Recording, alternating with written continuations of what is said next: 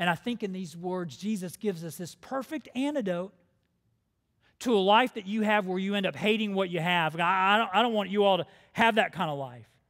And the antidote that Jesus has is just so simple. It's just you love what you give. A life dedicated, a me-first life, dedicated getting what you want, you will hate what you have. Freedom from that, a beyond me kind of life, happens when you love what you give. And here's why all this matters, Good Shepherd. We're going beyond. And between now and February the 8th, we're going to be inviting you and encouraging you and imploring you and inspiring you to give and to give well and to give sacrificially on February 8th and beyond. And we're going to be inviting you to give to projects and to ministries that very likely will not benefit you at all, that very likely will not have an impact on your own life at all. And we're going to be inviting you to do this. We believe you're going to respond to this because we believe we're going to grow beyond me kind of people. Like our Zor Road campus. Some of you know this and others of you don't. A couple years ago, there was a Methodist church out on Zor Road, kind of in between here and Tegakay. If you don't know where that is, you go to Tegakay, you turn around for about 10 feet, and you're at Zor Road. And Methodist church, it had become insolvent, and so the Methodists asked us, would you sort of absorb this church, its property, and its debt? And it's only 4 miles from here, and so we said, okay, we'll do that. We don't know what we'll do with it, but we'll do it. And our plan at the time, we never thought we would have a Sunday morning worshiping presence there because it's only 4 miles away. I mean, just drive from Tegakay to here already. A lot of you already do. But then we realized 6-8 months ago that we would be, see, God called.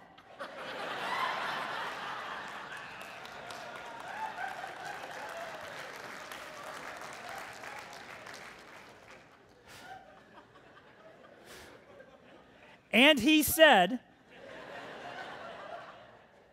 that we would be fools. We'd be fools not to have a Sunday morning worship presence there. Because since Zor became our property, our campus, we now use it for Room in the Inn, a ministry for people who are homeless, and for some of our seniors ministry and for a variety of other projects, but not on Sunday morning. But since Zor became ours, all of a sudden this residential housing explosion happened in a 3-mile radius of Zor, that campus. 2,300 houses are coming in within a 3-mile radius of that, and we'd be fools not to be there on Sunday morning. But so we're going to ask you to give and to give well and to give sacrificially so that we can remodel Zor, we can upfit Zor, we can build a parking lot at Zor, and so that in November of this year, November of 2015, we can establish a worshiping community in that fertile soil of God is still calling. You think this is easy? They're not going to answer.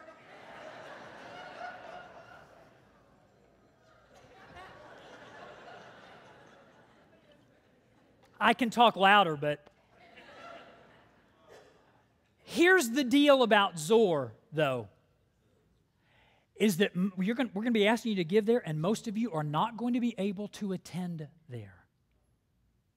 Even after we remodel, we will only have room for about 50 pioneers, 50 adult pioneers, to go there and be the launch team for that campus. Because we don't want to migrate people, we want to multiply them. And when we take this launch team of 50 or so adults at the Zor campus, they will then multiply and they'll do the work. And we believe that on that first Sunday in November of this year, that we will have 400 or more people there. We don't want to just move a couple hundred people from there for their convenience.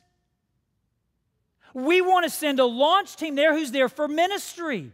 Because we know that people who are moving into those 2,300 homes who need to be invited into a living relationship with Jesus Christ. And we're going to ask you to give to that, not so that you can go to church there, but so that others can.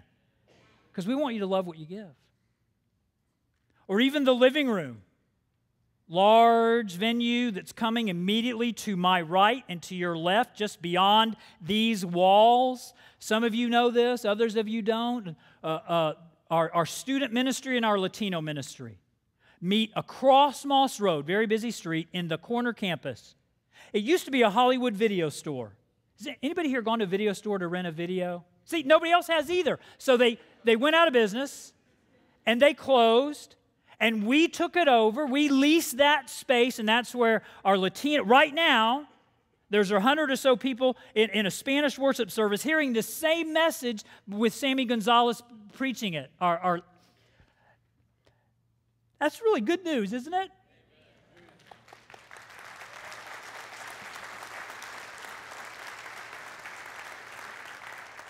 And they're over there now.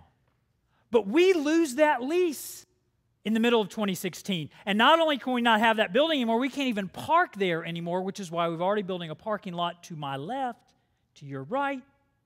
But we are building this living room, large space immediately to my right on this side of Moss Road. And some of you, you don't have, this is for our student ministry, so they can have their Connect ministry, their Sunday night ministry there. Some of you don't have teenagers. Like me, you're too old. You used to have teenagers, they grew up. Some of you, you're too young. You don't know what it's like to have teenagers. Some of you are just too scared. You've heard they smell and they talk back, and they're ultimately beautiful. And they're not the church of tomorrow, they're the church of now. And this will be the first time that they have ever had on Good Shepherd campus their own space connected to every other space here. And some of you who won't benefit from that ministry, you will give and give well sacrificially to it. Why? Because you love what you give. You're not a me first person anymore. You're beyond me person. And some of you will give and give well because at 10 o'clock, and when the room looks like this, at most 10 o'clocks, and there's no space, and people sometimes have to sit in the room behind me to watch it on video screen. Actually, right now, there are people, because this service got so crowded, people in a big room behind me watching on video screen. Well, in the future, when we build that living room at 10 o'clock, there will be people who will choose to worship around a coffee table, watching a sermon on video screen, and that seems very odd to you. You can't conceive of that, and that's fine. Other people really enjoy it. And you'll give well so that they can have that experience. And then, as I mentioned at 11:30, our Latino community, they will move across Moss Road. Did you know that ever since we've had that worship service going over there, Latino parents have had to check their children into children's ministry on this side of the street, risk life and limb. Have you crossed Moss Road? Risk life and limb to go back over there for service, risk it again to come back over to check their children out and go back over to get in their car. Lord have mercy. The fact that we have 100 people coming with those kinds of obstacles is a miracle. Imagine what it will be like when everybody's over on the same side of Moss Road, and you will give and give well, even though you would never go to one of those services, porque no pueden ustedes entender una palabra de español. You couldn't understand a word of Spanish. But you're going to give so that other people who do speak Spanish and Spanish only will be invited into a living relationship with Jesus Christ. Because a life that's all about getting what you want, you're going to hate what you have. And freedom from that happens when you love what you give. And one other thing, you're going to give, and give well, sacrificially, February 8th and beyond. You're going to give and give well with the knowledge that we will never, ever, not a single time, not once, not ever,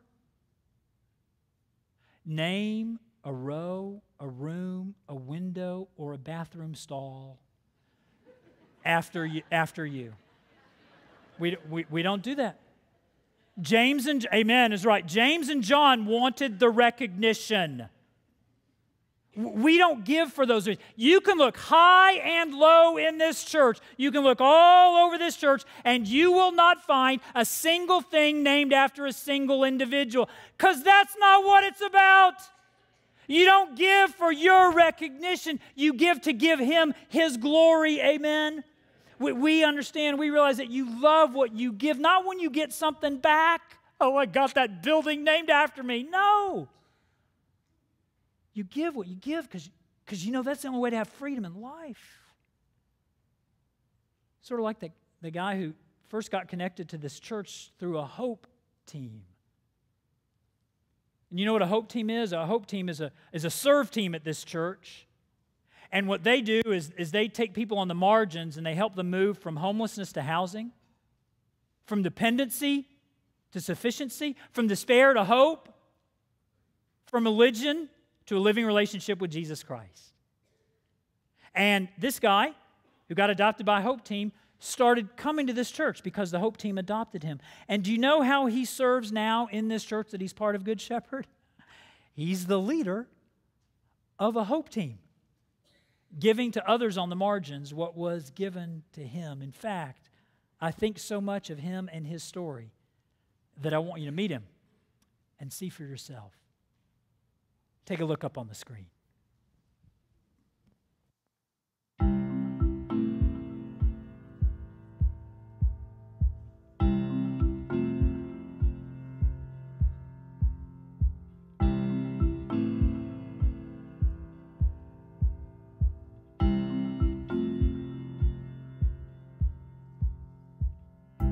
Hi, my name is Sean Wilson, and I was a victim of the recession in 2009.